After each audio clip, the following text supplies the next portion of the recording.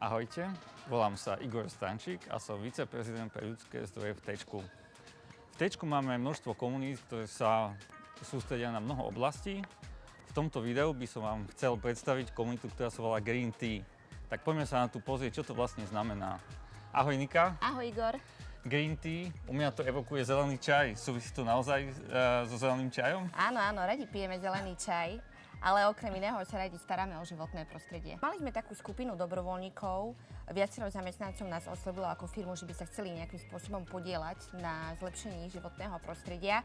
Každým dňom vlastne pribudali nejakí zamestnanci a sa vytvorila taká skupinka, ktorí napríklad vysadzajú stromy alebo čistia nejakú lokalitu od odpadkov. A máme viacero aktivít a tak vlastne vzniklo Green Tea. Čo sú také konkrétne aktivity? Čím sa zaoberáte?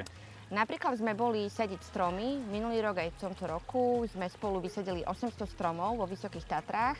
Tiež sme vyzbierali 24 tón odpadu na skládke v Košiciach. Alebo vďaka nám vzniklo jazierko v Mestskom parku, kde vlastne žijú žaby, majú nový domov.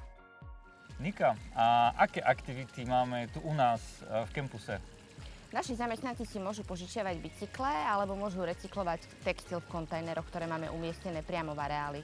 V podstate, ak máš doma nepotrebné oblečenie alebo topánky, zbalíš to pekne do tašky, donesieš to sem, hodíš to do kontajnera a príde ekocharita, ktorá tovar vezme a ďalej spracováva alebo rozdelí to na charitu. Počkať, ešte nekončíme.